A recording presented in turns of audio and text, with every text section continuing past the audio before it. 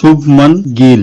22 গজের মাঠের যারা খবরাখবর রাখেন তাদের মধ্যে শুভমন গিল এই নামটাকে চিনবেন না এমন কোনো মানুষ হয়তো নেই, কারণ তিনি ক্রিকেটের প্রিন্স বা রাজকুমার, আর রাজকুমারকে তো সবাই মনে রাখবেনই। আজ ভিডিওটা শুভমন গিলকে নিয়ে। শুভমন গিল যে কেরিয়ারটা শুরু করেছিল কেকেআর এর হয়ে, আর বর্তমানে গুজরাট টাইটানের অধিনায়কত্ব করছেন। ওয়ানডে ইন্টারন্যাশনালে শুরুটা হয়েছিল মারাত্মকভাবে।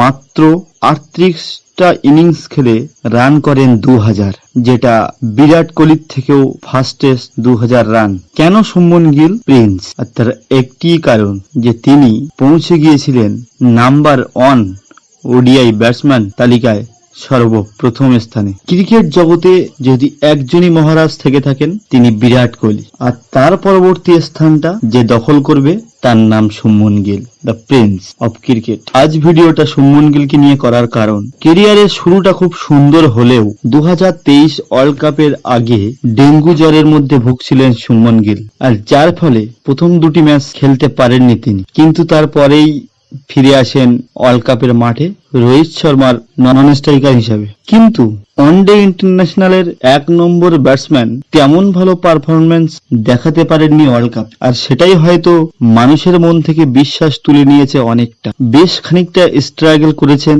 ওয়ার্ল্ড কাপের পরেও, তবে ইন্ডিয়া ইংল্যান্ড টেস্ট সিরিজে তিনি করেছেন 2টো সেঞ্চুরি। তবে আজ 4 এপ্রিল ম্যাচটা ছিল পাঞ্জাব কিংসের সঙ্গে গুজরাট টাইটানের, আর গুজরাট টাইটানের হয়ে অধিনায়কত্ব করে শুভমন গিল নিজের ওপেনিং এর দায়িত্বটা নেন সুন্দরভাবে। তার আগে জানিয়ে রাখি, এই আইপিএল এ প্রথম ম্যাচটা মুম্বাই ইন্ডিয়ান্সের সঙ্গে তিনি করেছেন 31 রান। পরবর্তী ম্যাচটা সিএসকে এর সঙ্গে তেমন ভালো পারফরমেন্স নয়, মাত্র 8 রানে আউট হয়ে যান তিনি। তার পরবর্তী ম্যাচ সানরাইজ হায়দ্রাবাদের সঙ্গে, যেটাতে করতে পেরেছেন মাত্র 36 রান। মাত্র বলার কারণ, বরাবরই আমরা শুভমন গিলের কাছ থেকে আশা করি দুর্দান্ত ইনিংস। দেরি করে এলেও সেই ইনিংসটা আজ ফিরে এসেছে পাঞ্জাবের বিরুদ্ধে। আজ পাঞ্জাবের সঙ্গে 6টি 4